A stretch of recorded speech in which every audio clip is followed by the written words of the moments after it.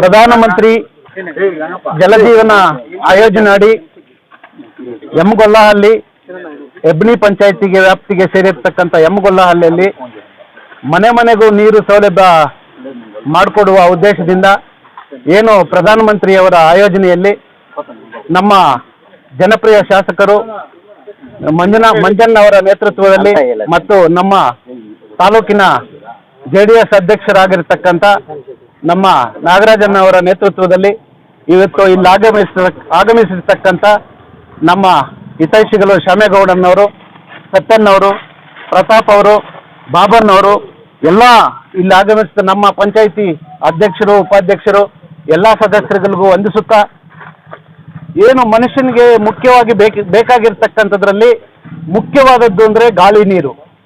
ಈ ನೀರಿನ ಸೌಲಭ್ಯವನ್ನು ದೇಶಾದ್ಯಂತ ಮನೆ ಮನೆಗೂ ಕೂಡ ಈ ಸೌಲಭ್ಯವನ್ನು ಒದಗಿಸ್ತಾ ಇರೋದು ಮೊಟ್ಟ ಮೊದಲಿಗೆ ಪ್ರಧಾನಮಂತ್ರಿ ಅವರಿಗೆ ನಾನು ಕೃತಜ್ಞತೆಗಳನ್ನು ಹೇಳ್ತಾ ಇದ್ದೀನಿ ನಿಮ್ಮ ಮುಖಾಂತರ.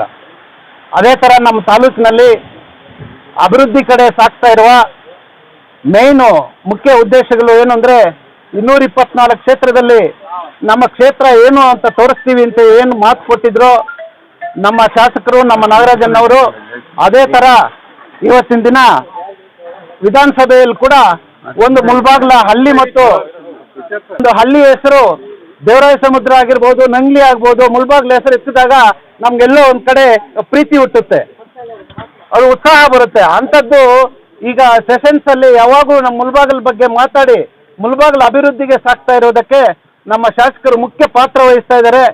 ನಮ್ಮ ನಾಗರಾಜಣ್ಣವರ ನೇತೃತ್ವದಲ್ಲಿ ಶಾಮೇಗೌಡರನ್ನ ನಮ್ಮ ತಾಲೂಕು JDS ಎಲ್ಲ ನಾಯಕರ ಒಂದು ನೇತೃತ್ವದಲ್ಲಿ ತಾಲೂಕು ಅಭಿವೃದ್ಧಿಯತ್ತ ಸಾಗ್ತಾ ಇದೆ ಅಂತ ಹೇಳುತ್ತಾ, ಇಲ್ಲಿಗೆ ಆಗಮಿಸತಕ್ಕಂಥ ಎಲ್ಲರಿಗೂ ಕೂಡ ನಮ್ಮ ಪಂಚಾಯಿತಿಯ ನಾಯಕರುಗಳಿಗೂ ತಾಲೂಕಿನ ನಾಯಕರುಗಳಿಗೂ ವಂದಿಸುತ್ತಾ, ನನಗೆ ಅವಕಾಶ ಕೊಟ್ಟಂತ ನಿಮ್ಮೆಲ್ಲರಿಗೂ ವಂದಿಸುತ್ತಾ ನನ್ನ 4 ಮಾತನ್ನು ಮುಗಿಸ್ತಾ ಇದ್ದೀನಿ. ಜೈ ಹಿಂದ್, ಜೈ ಕರ್ನಾಟಕ.